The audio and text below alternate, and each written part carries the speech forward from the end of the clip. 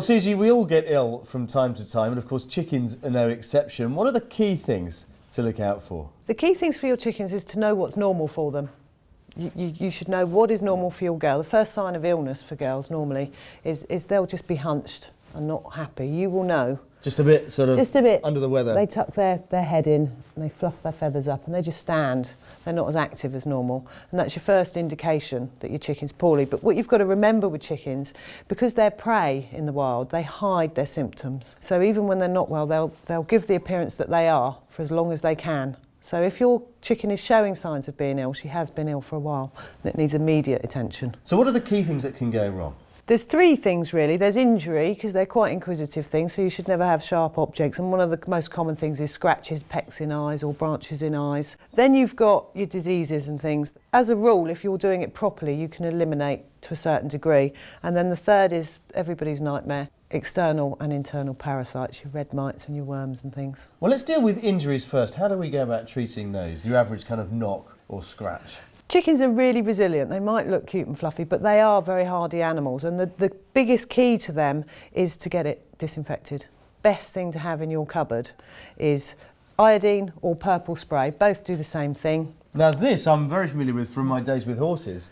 And of course, you know, many a sheep farmer will have that stuck in the front of their quad bike.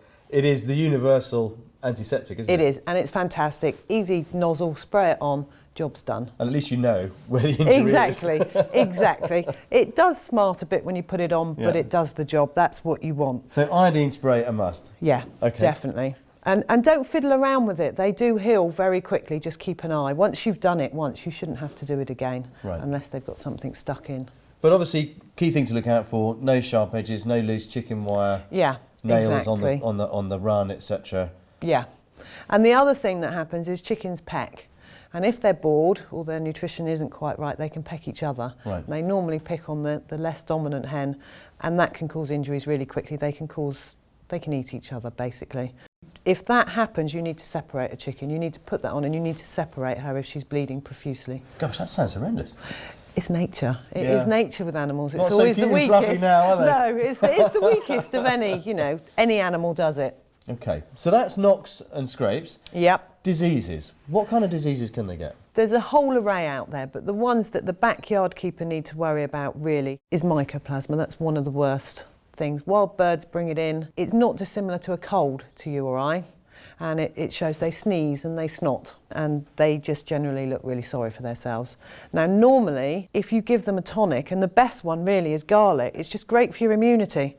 But with the mycoplasma, the mucus can be very thick, so apple cider vinegar is really good then as well. I don't just put it in water, I put it in the feed as well. So again, that's something to keep in the chest. It is. Along with some garlic. Yeah, it will help them to expel the mucus.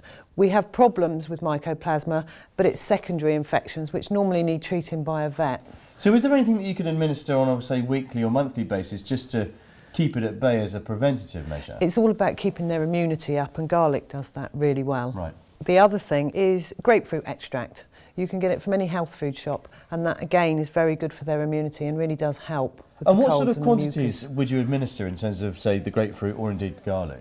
The garlic is normally a clove in about 3 litres of water. This is a couple of drops. It's a concentrate. And how often do you have to kind of rotate that through? I always do it for about 7 days after the symptoms have cleared, just to make sure their immunity really is tip-top. Yeah. But with anything, what people do go wrong is they panic and they do it too often and too early. You only use it when you need it. Otherwise, it's not going to do its job when you do need it. So as ever, it's just, you know, keeping a beady eye on your birds. It is, and knowing sure your birds. What's happening. Yeah, but it's very, very simple. If you know your birds, it's very simple to nip things in the bud. So we've dealt with injury, disease, now then, parasites. Even with our 2 chickens that we've only recently got, we've already experienced the dreaded red mite, which I gather is one of the most common parasites that are out there, but there are others.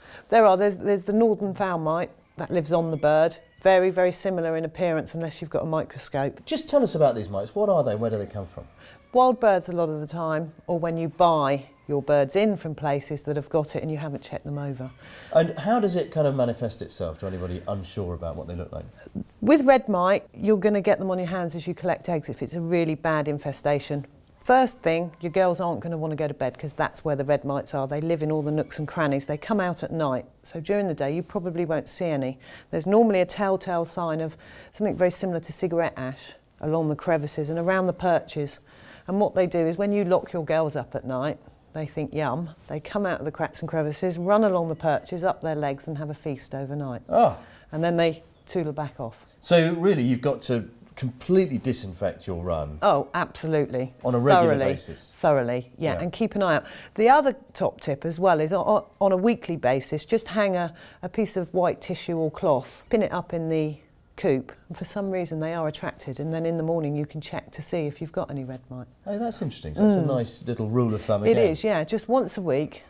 And then if you've got red mite, you have to deal with it thoroughly. So what are the things that Not we can keep half-heartedly. in our store cupboard to get rid of it? Red mite powder, but I put that on the bird. Give Yep. them a thorough dusting Yep. in their feathers, a really good blast. And I do it once a week, whether they need it or not. So you do that as a matter of routine? Yeah. And then what have we got here? This is diatomaceous earth. It does actually say that you can use it on the birds as well. I don't like doing that. I've got some in my eye and it does itch a bit, so I Right. don't use that on the girls. But in the houses, fantastic. Every time you clean their bedding, a huge dusting of that. And what happens is it shreds the skin of the red mite and they dehydrate and die. Oh, right, nice. So you get your own back? You do. Not quickly enough, but you do.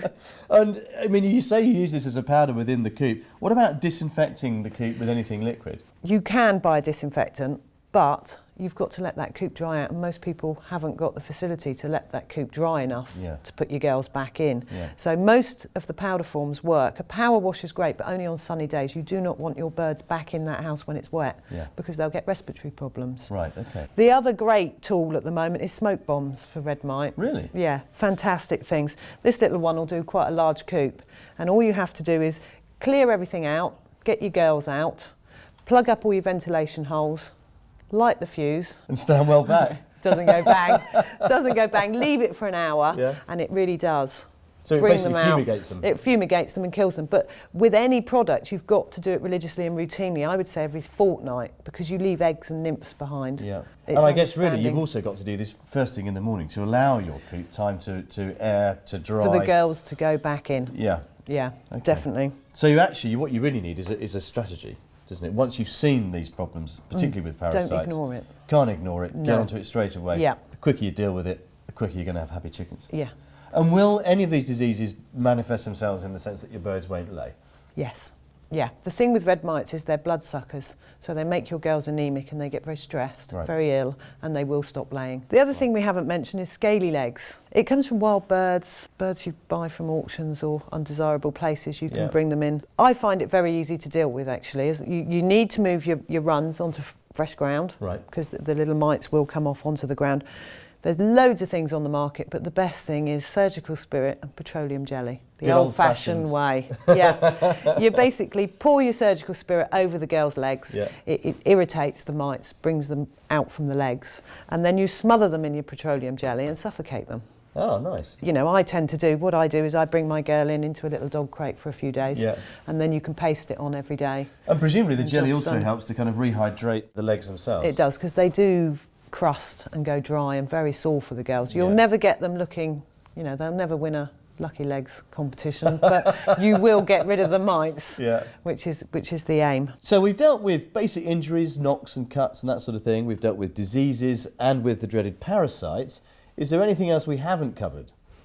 We haven't covered internal parasites, worms. Ah, They're picked up with the girls free ranging, picking up worms and snails and things. They all host these worms. It isn't a problem if you routinely worm them, using a nice organic wormer, or you can use chemicals. There's lots on the market, but regularly worm them. so when would you do it? Once a month? First, second and the third with the wormer I use. The picture that's emerging is that when it comes to basic day-to-day maintenance and sort of aftercare for your chickens, routine is everything, isn't it? It is. Routine and knowing your girls. So let's just give ourselves a little checklist of what we should be doing, let's say, at the turn of every month. Worming, Worming, red miting, red miting, yeah, and your health checks. and your health checks. Yeah. A good sort of monthly MOT. Absolutely, yeah. Brilliant. I love the way you always refer to them as the girls, because this is a girls' world, isn't it? It is a girls' world Yeah. here. And I'm the top girl.